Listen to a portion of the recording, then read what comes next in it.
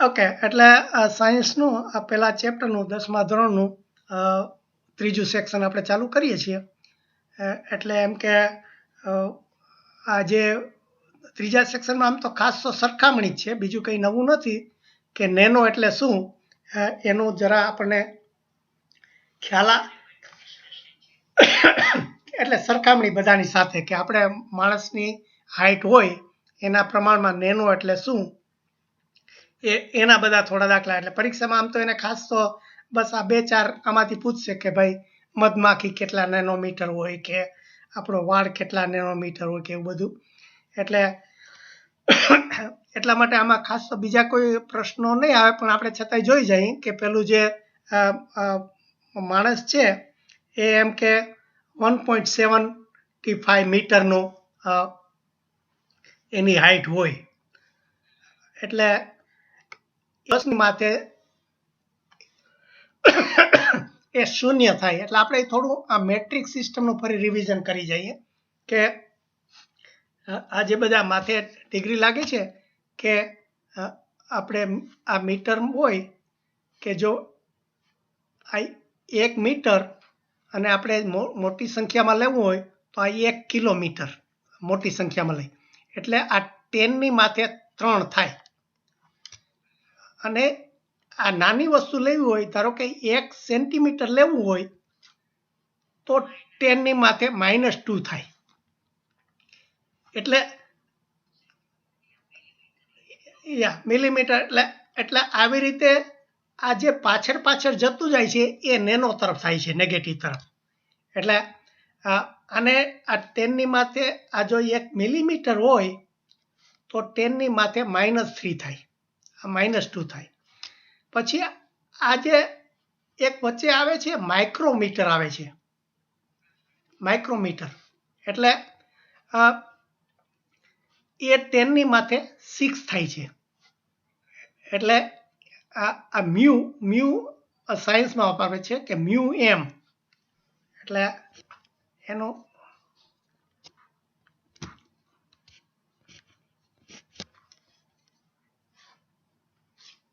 એટલે આ mu M N થાય છે. અને નેનો છે એ છેલ્લે 10 માથે -9 એ નેનોમીટર થાય.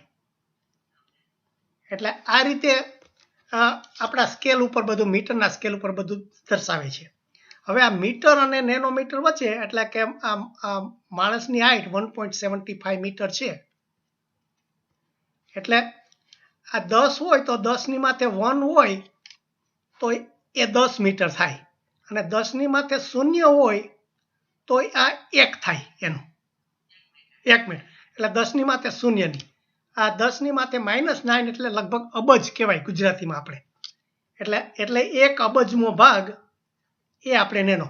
એટલે હવે બસ આ ચિત્રમાં ખાલી એને બધા જુદા જુદા બધા સ્કેલ દાખલા આપેલા છે કે આ જે માણસ છે 1.5 સેન્ટીમીટર છે, માખી છે એ 1 સેન્ટીમીટર છે. એટલે કે આ 10 -2 થયું માખીનું. પછી એવી રીતે માણસનો વાળ છે એ એમ કે 50,000 નેનોમીટર. એટલે 1000 એટલે આ વચ્ચે જે માઇક્રોમીટર પેલો આવે છે એની અંદર એનું આવે. એટલે આ મનુષ્યનો વાળનું આ 10⁻⁴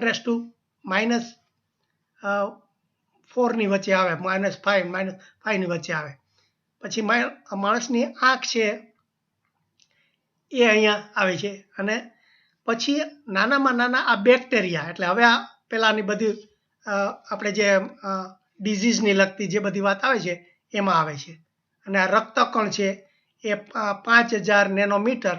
એટલે એને જો આપણે -10 ગુણીએ તો -6 કે થાય. એટલે એવી રીતે આ ધીરે ધીરે બધી અને ડીએનએ એટલે આપણે આ શરીરની અંદર જે આપણા જે બધા બંધારણ જે નક્કી થાય છે એ હવે ડીએનએમાં પણ આપણે એના ડેટાબેઝ તૈયાર કરવા માંડ્યા છે. તો એ ડીએનએ પણ એમ કે 2 નેનોમીટર જેટલું છે એની પહોળાઈ. અને પછી જે આ બધી વસ્તુઓ બનાવે છે એ આ કાર્બન ટ્યુબમાં એનું 1 નેનોમીટર થાય છે. આ બકી બોલ એટલે આ બોલ જેવું જે વસ્તુ બનાવે છે એનું પણ 1 નેનોમીટર જેવું છે. અને છેલ્લે સૌથી નાનું આ જે આપણે આ લોકો એલિમેન્ટ બધા શીખ્યા એટલે પરમાણુ, તો હાઇડ્રોજન એનું 0.1 નેનોમીટર થાય છે.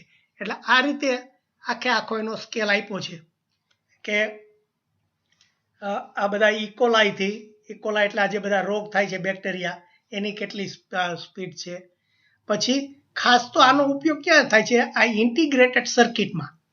એટલે જ્યારે આ બધા ટ્રાન્ઝિસ્ટર કમ્પ્યુટરના જે પાર્ટ બનાવે ને એ જે એની સર્કિટ બનાવે એ હવે આ નેનો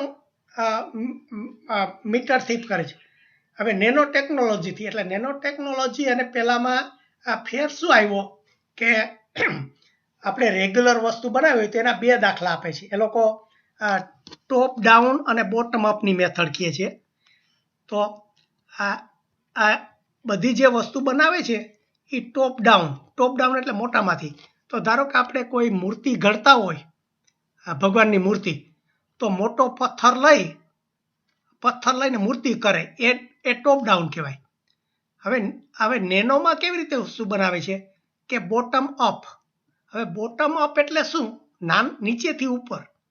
એટલે ધારો કે તમે એક પથ્થર ઈંટો લો, એક ઈંટો પાથરી અને તમે મંદિર બનાવો, તો મંદિરમાં એક બનાવીને મંદિર બનાવીએ.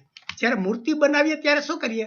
મોટામાંથી નાનું કરીએ કે પથ્થરને કોતરીને મૂર્તિ બનાવીએ.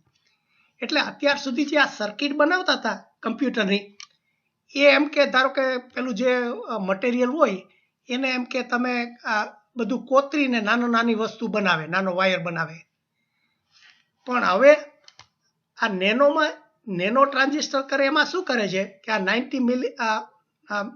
90 નેનોમીટરની એની લંબાઈ હોય છે જેટલી. એટલે એમાં શું કરે કે એમાં એક અણુ બધા કનેક્ટ કરે. એટલે બોટમ અપની પદ્ધતિથી આ બનાવે છે. એટલે પહેલા સર્કિટ બનાવતા હતા કે પહેલામાં એક આખો પીસ હોય, આ પીસમાં તમે આ બધું કટ કરી નાખો ને એક વાયર થઈ જાય. હવે એવું નહીં. હવે તમે એક ટુકડા આમ કે એક એના મોલિક્યુલ છે એને ગોઠવતા જાઓ અને વાયર બનાવો. એટલે એ નેનો પદ્ધતિ થઈ. એટલે નેનો ટેકનોલોજીમાં આ વસ્તુ બનાવવાનો આખો કોન્સેપ્ટ બદલાઈ ગયો છે. એટલે આ સેક્શનમાં આપણે આટલું જ છે કે આ બધા જુદા જુદા ભાગ છે. હવે કેવી બીજા શું ફેર પાડે છે એનું આપણે મને લાગે જોઈએ. આમાં બીજું કશું નવું હોય તો કંઈ ખરા જોઈ જાઉં.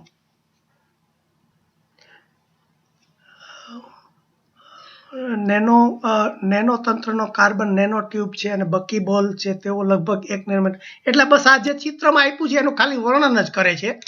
બીજું બસ એના ખાલી શબ્દોમાં મૂક્યું છે. એટલે આ બકી બોલ એટલે ખાલી એક એ વધારાનું કે તમે જે આ બોલ જેવું દેખાય છે એને કારણે એનું નામ બકી બોલ આપ્યું એમ.